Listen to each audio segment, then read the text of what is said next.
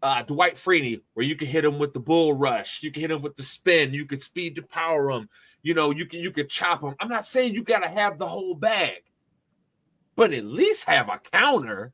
And I didn't see in all the film I watched, fellas. Maybe I'm wrong. Maybe y'all saw it, but with Williams, I didn't see a damn counter in any of his tape. I only saw speed to power. No, I would agree with you about San Francisco. I'll take it a step further. I'll also say it about the Bengals. I mean, you needed to take an impact player. I think you had to take someone that could produce right now, and that's Mike Green. Put him opposite Hendrickson and let him work. But we'll see what happens with them with Stewart. But I think too often in the first round, I don't love taking workout warriors that they end up depending too much on their physical attributes, like you said.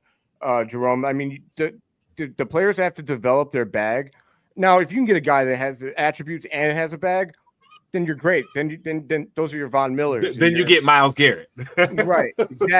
Exactly. But I just don't think that those guys are that. So I think I'm with you all the way.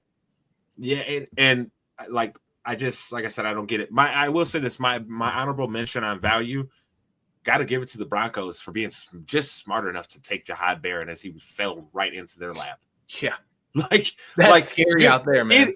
It is. How the hell are teams going to throw the ball against them is my question, dog. Look, Savion Jones or Robinson, one of y'all should get some pass rush this year because, good God, they're not going to be able to throw the ball. Surtain and him? Yeah, that's tough for other teams, That's man. That's going to be really nice. Like I said, bro, the thing, speaking about Jahdae Barron, the thing that really impressed me about him was his contact ball separation. Because even when he got beat, right, he was there to separate the ball from the receiver. And that's just something you can't really teach. You either have that or you don't. Mm-hmm. Because a lot of the guys that try, those are the guys that get the pass interferences. Those are the 30-yard. That's the 30-yard first down right there. But for whatever reason, bro, like he's figured it out. He's figured out how to get around receivers and separate ball from receiver without ever actually jumping on them. You know what I'm saying? And that skill right there is going to be that's going to be elite skill. That is what had him, for me, in my opinion, the first cornerback off the board. I thought he was easily going to go top 15, top 10. Yeah, I mean, look, I will say this. There's a couple franchises that y'all should be lucky that them Giants couldn't get right because, boy, some of y'all was drinking very heavily. very, very heavily. like, oof, I don't. I'm going to mention one more, and then I'll get us out of here, boys. I understand why people love Tyler Warren. I don't understand what the Colts are doing with building a team. I don't. Oh, because, dude, and look, just because you got Anthony Richardson a tight end don't mean he can hit him. He sucks. I don't care how big he can be. 7'5". He can be Victor Wembanyama out there. It don't matter because your quarterback is awful. So bad.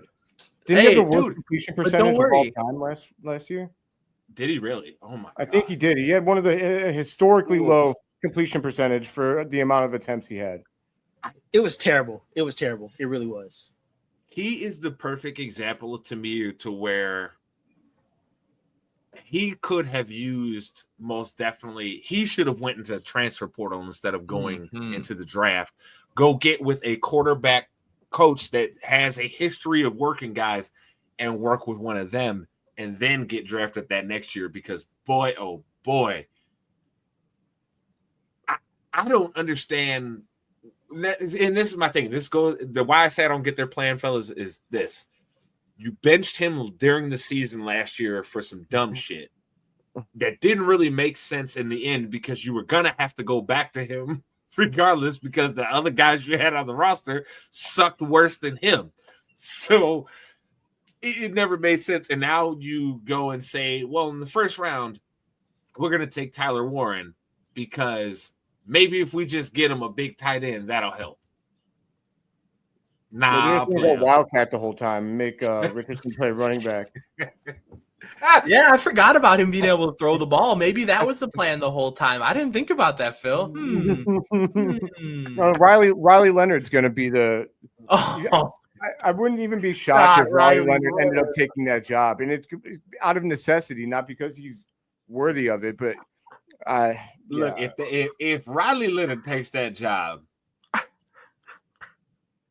you gotta fight. Look, don't you? If Riley Leonard, if he takes his job, we have to put Anthony Richardson in the biggest bust conversation. Oh, he's up there with Jamarcus Russell. Then he's up there for sure. Hey, but y'all forgetting they did get a rehabilitated Daniel Jones, so don't forget they got a backup now. I'm just playing. I see y'all. I'm just playing. He's probably going to start. Actually, I wouldn't be surprised. He's unfortunately the best quarterback on that roster right now. He is. He's the best quarterback. You might be right. You might be right there. As far as the actual playing, the quarterback throwing the ball, going through, he probably is their best one. It's terrible to say. That's a team that should have been in the Kirk Cousins sweepstakes. I think they should have been. Look, the Falcons should have just never signed Kirk Cousins. Okay, that yes, 100%. I just don't know what the Colts are doing. Like they're a dumpster fire. They're putting all their chips in the Anthony Richardson basket. Imagine that. Just imagine that. Like that's one of the most embarrassing games I've ever experienced as a Bears fan. Was losing to them after the dreadful performance that he had. Threw the ball right to us like 3 times, and we still lost that game. Thanks a lot, Shane Waldron. But yeah, appreciate him. But that being said, Phil, tell the people where to find you. Everybody, you can find me on any platform. Well, I guess on Twitter at JAYC Phil, or you could find me at Profane Pod, where me and Davey are making the most hilarious posts, or we try to, anyways. I try to, he does. But and then you can also find me if you're a Bulls fan at JAYCHI_Bulls. I do a bunch of coverage for just another year of Chicago Bulls. And yeah, I appreciate you guys having me on. It's been a lot of fun. Hell yeah, baby. Dirty Dave, my man, tell the people where to find you. Yes, I'm at DavyDots17. As Phil said, give us a follow at Profane Pod. Professionally Profane Podcast is on YouTube and Spotify as well. And I have to say, I know my guy Jerome's gonna love this. We may have some wrestling content coming soon. We're gonna get y'all involved with. I like it. Yep. We're actually gonna be next Saturday. We're gonna be live. We're doing a live watch along for Backlash. It's gonna be me, Phil, Dita at the Windy City Prods, DWC Prods, who nice. One of the best highlight makers out there for the Bears. And then Mr. PCV I is gonna be on as well, Phil's dad. So the 4 of us are gonna be watching a little Backlash and doing some reaction, and maybe we'll have to see if we get some other people on. We might have some extra room.